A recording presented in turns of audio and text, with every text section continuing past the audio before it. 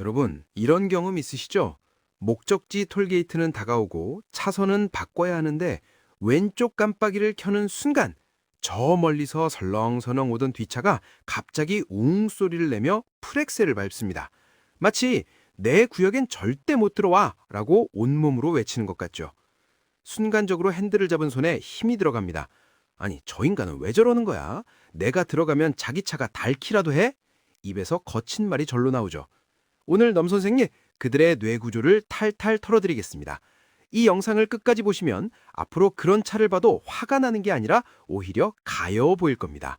자, 첫 번째 심리, 바로 영역 본능입니다. 인간은 동물입니다. 동물은 자신의 영역에 침입자가 생기면 공격성을 드러내죠. 재밌는 건 평소엔 아주 젠틀한 사람도 운전대만 잡으면 사나운 맹수가 된다는 겁니다. 심리학자들은 이를 확장된 자아라고 부릅니다. 자동차라는 거대한 철갑 기갑이 내 몸의 일부처럼 느껴지는 거죠. 내 차 앞에 빈 공간은 내 거실이나 마찬가지입니다. 그런데 당신이 깜빡이를 켰다. 그건 그 사람의 거실에 신발 신고 무단 침입하는 것과 같은 스트레스를 줍니다. 이때 뇌의 편도체는 비상사태를 선포합니다. 영역 침범 발생! 적을 차단하라! 이성적인 판단을 내리는 전두엽은 잠시 로그아웃하고 본능적인 공격성만 남게 되는 겁니다. 두 번째는 손실회피 편향입니다. 인간은 10,000원을 벌었을 때의 기쁨보다 10,000원을 잃었을 때의 고통을 2배 더 크게 느낍니다. 운전에서도 마찬가지예요. 차 한 대가 내 앞으로 들어오는 건 물리적으로는 단 2, 3초의 손해일 뿐입니다.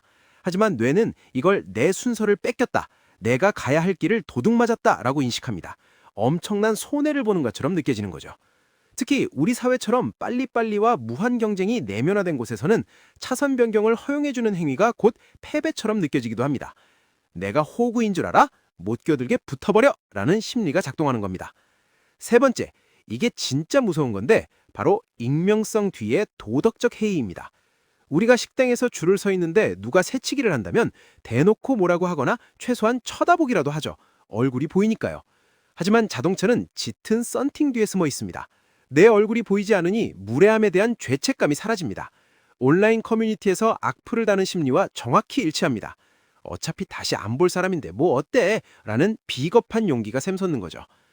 유독 화물차나 큰 차들에게 더 가혹하게 구는 운전자들도 있죠. 이건 상대적 우월감의 발현입니다. 도로 위에서는 차의 크기나 가격이 곧 계급이라고 착각하는 사람들이 있습니다. 느릿느릿한 화물차가 내 앞길을 막아 절대 안 되지! 라며 갑질을 하는 심리죠. 하지만 넘 선생이 늘 강조하죠. 운전은 기술이 아니라 인격입니다. 차선을 막는 사람들의 마음속엔 사실 불안이 가득합니다. 내가 조금이라도 늦으면 뒤처질 것 같다는 불안, 남에게 만만하게 보이고 싶지 않다는 열등감이 분노로 표출되는 겁니다. 자, 이제 우리는 그들의 심리를 알았습니다. 그럼 어떻게 대처해야 할까요? 넘 선생의 꿀팁 첫 번째, 적절한 타이밍의 깜빡이입니다. 너무 일찍 켜면 상대방에게 나 들어갈 테니 준비해 라고 경고를 주는 꼴이 되어 방어 심리를 자극합니다. 충분한 거리가 확보되었을 때 부드럽게 켜는 것이 포인트입니다. 두 번째, 들어가고 나서 반드시 비상등 5초를 선물하세요. 이건 마법의 버튼입니다. 미안합니다, 고맙습니다 라는 신호를 보내는 순간 상대방의 뇌에서 솟구치던 아드레날린이 가라앉습니다. 공격자에서 양보한 선인으로 정체성이 바뀌는 순간이죠. 세 번째, 만약 끝까지 안 비켜준다면 그냥 보내주세요. 그 사람은 지금 자기 마음속의 감옥에 갇혀 싸우고 있는 중입니다. 오죽 삶이 팍팍하면 저 좁은 공간 하나에 목숨을 걸까라고 측은심을 가져보세요. 여러분의 평온한 마음이 사고를 막는 가장 큰 보험입니다. 우리 화물차 운전자분들, 주선 사업자분들, 하루 종일 도로 위에서 이런 빌런들과 마주하며 얼마나 고생이 많으십니까? 여러분이 운전하는 그 커다란 핸들은 단순히 차를 돌리는 게 아니라 대한민국의 경제를 돌리는 핸들입니다. 자부심을 가지세요. 좁은 마음을 가진 사람들이 차선을 막을 때 여러분은 더 넓은 마음으로 도로를 품으시길 바랍니다. 결국 도로 위에서 가장 멋진 사람은 빨리 가는 사람이 아니라 안전하게 끝까지 가는 사람입니다. 조금 더 깊이 들어가 볼까요? 심리학에는 기본적 귀인 오류라는 개념이 있습니다. 내가 차선을 바꿀 때는 길을 잘못 들어서 어쩔 수 없었다라고 상황 탓을 하지만 남이 내 앞에 끼어들 때는 저 사람은 무례하고 성격이 급한 사람이야 라고 그 사람의 성향 탓을 합니다. 이 오류 때문에 도로 위는 늘 갈등이 끊이지 않습니다. 상대방도 나와 같은 평범한 가장이고 누군가의 소중한 자식이라는 사실을 잊어버리게 만들죠.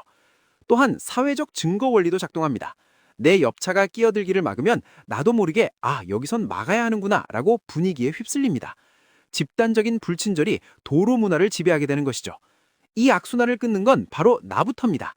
내가 먼저 한 대를 보내주면 그 양보를 받은 차가 기분이 좋아져 다음 차에게 양보할 확률이 높아집니다. 이를 도움의 연쇄 반응이라고 합니다. 여러분의 작은 배려가 대한민국 도로를 웃게 만들 수 있습니다. 화물차 주선 업무를 하시는 분들도 마찬가지입니다. 차주분들과의 심리적 대치 상황에서 한 걸음만 물러보세요. 기사님, 오늘 차가 많이 막히죠? 고생 많으십니다.